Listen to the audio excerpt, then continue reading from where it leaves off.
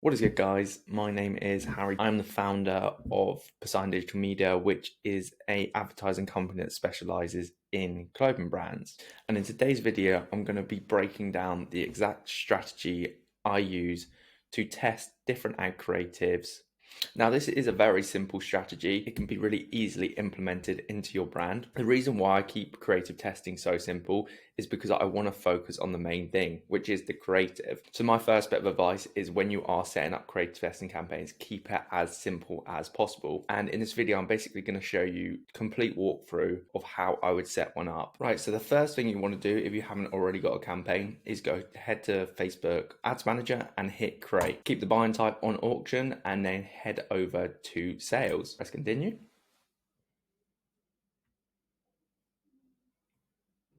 Then what you want to hit is manual sales campaign.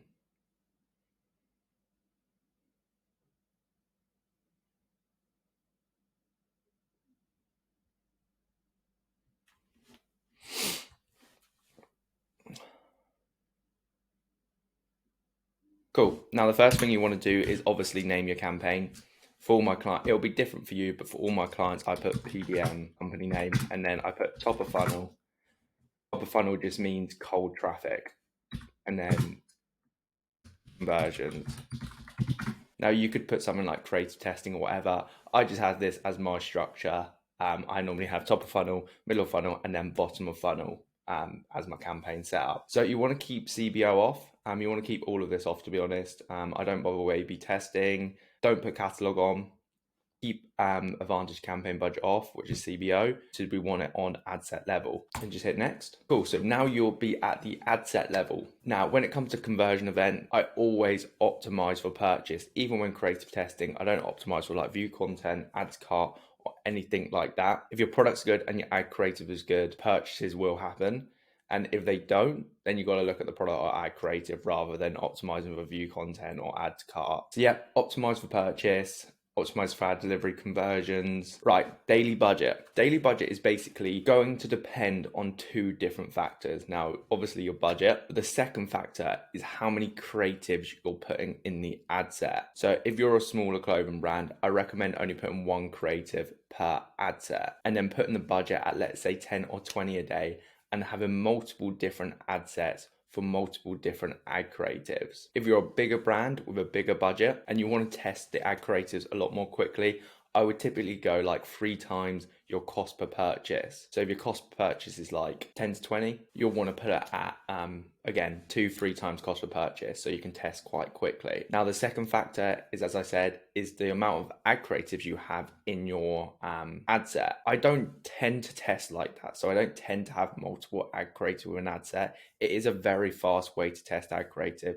The only reason I don't like it is because I feel like Facebook doesn't pick the best performing ad creative. Sometimes it does, sometimes it doesn't. But if you do put multiple ad creatives in an ad set, I would allocate at least £5 or £10, $10 per day and per ad creative. So let's say you got 5 different ad creatives within one ad set. You're going to want to have that at least $50 a day. Otherwise, the budget will be spread way too thin between cross ad sets and your cost of purchase will look insanely high and you'll start turning them all off. So that's kind of how I work the budget around. Cool. When it comes to location, obviously put the countries you ship to. Clothing brands, you probably already know, Europe, Germany, France, Italy, places like that work extremely well. United States has probably the highest cost per purchase, but it just depends where you ship to. I don't tend to split out countries unless I find in the future that a country is getting a massive return on ad spend. I'll then split it out into another campaign. Age and gender, keep this all broad unless obviously you're selling to a specific demographic, but I would always keep age fairly broad until you see the data in the ad count of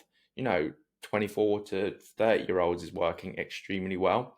Make an ad set around that. Cool. So detailed targeting. Oh, I also forgot to say, if you are a bigger clothing brand, I'd always recommend excluding purchases. If you're a smaller clothing brand, do not worry about excluding purchases. But if you're a bigger clothing brand, you don't really want to be hitting people that are purchased on your website, again, with a creative testing campaigns. Cool. So detailed targeting. All right. So when I'm testing, this will completely vary ad account to ad account. I know you guys don't want to hear that, but Facebook ads aren't as straightforward as we like to think. So instantly, the first thing I'd think if I was in a new ad account is what has been their previously best performing targeting.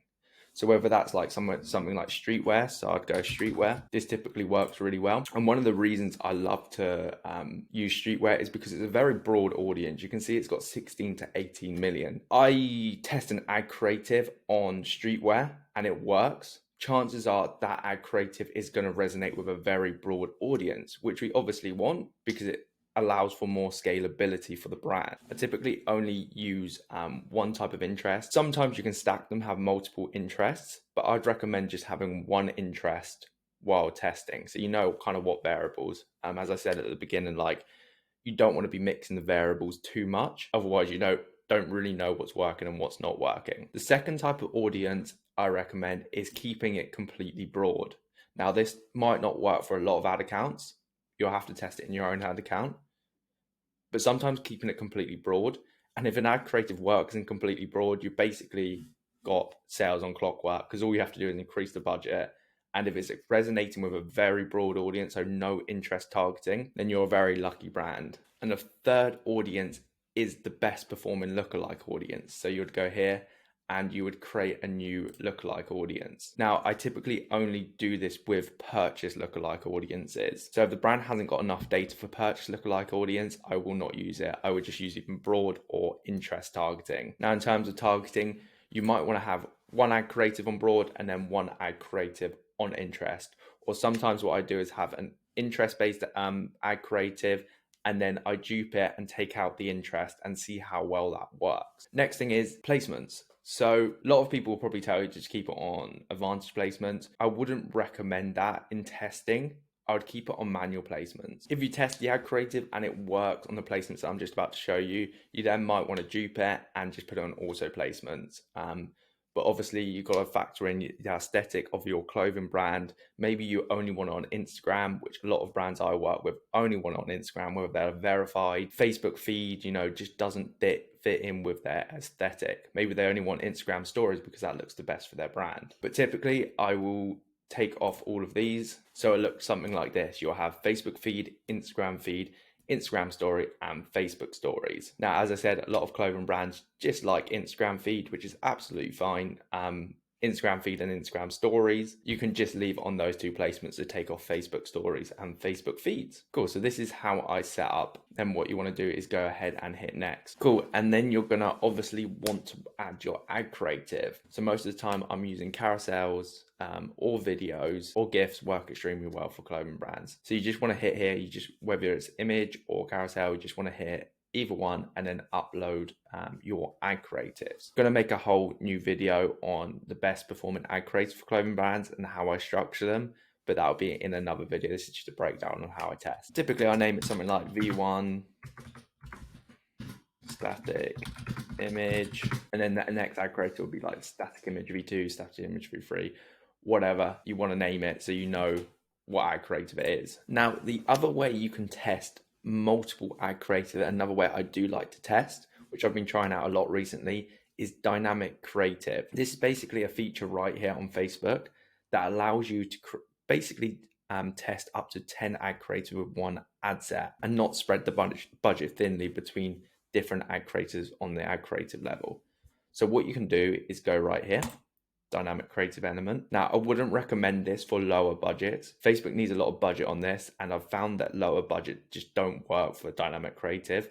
I believe this is because Facebook sometimes serves up creatives that aren't so good, and then after a while it adjusts to creatives that are good, so you'll be spending a little bit more money. But this is a really good way to scale a lot of ad creatives, or take your best performing ad creatives, put them in a new campaign and scaling them like that. So for dynamic creative, what you want to do is switch this on right here, then head back to the ad creative level. You can choose between the format of single image and carousel. So I typically use this for like videos. So if you click to single image or video, and then select videos, you are then able to select multiple videos. So you can click here.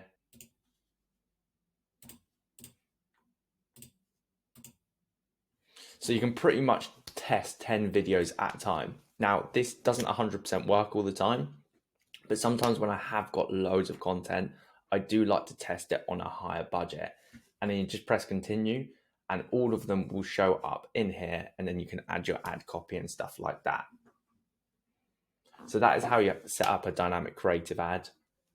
And it's a pretty useful tool. You can also add multiple ad copies. I don't tend to use that.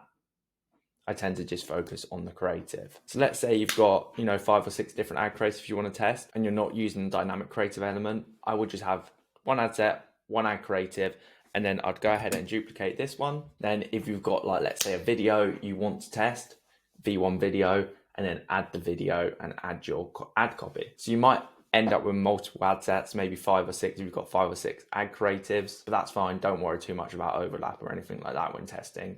It shouldn't play much of a factor. Cool, and now the final thing is, okay, you're running the ads. They've been running for, let's say, 3 days. I typically give them 3 days, depending on the budget. If the budget's at £10 a day per ad set, I'll give it 3 days to see how well it works. So what are you looking at? You're looking at the cost per purchase, you're looking at the return on ad spend, and you're looking at how many purchases it has generated after these 3 days. And if they're not working, the thing that you're going to want to look at is the click-through rate on the ad creative. So if the click-through rate is super low on that ad creative, that is probably the reason it's not working. It's not resonating with your audience, but only look at the click-through rate if you haven't got any purchases or the cost per purchase is very high. That's how you can shave it down and get a better cost per purchase in the future. So yeah, guys, this is typically how I test ad creatives. If there's any questions, just leave them in the comments. My next video will probably be breaking down and analyzing my best performing ad creatives and how they can fit into your clothing brand with examples. So yeah, guys, I hope you enjoyed this video. I'm basically racking my brains on what I would want to know 4 years ago when I first started running Facebook ads. I'm trying to upload that.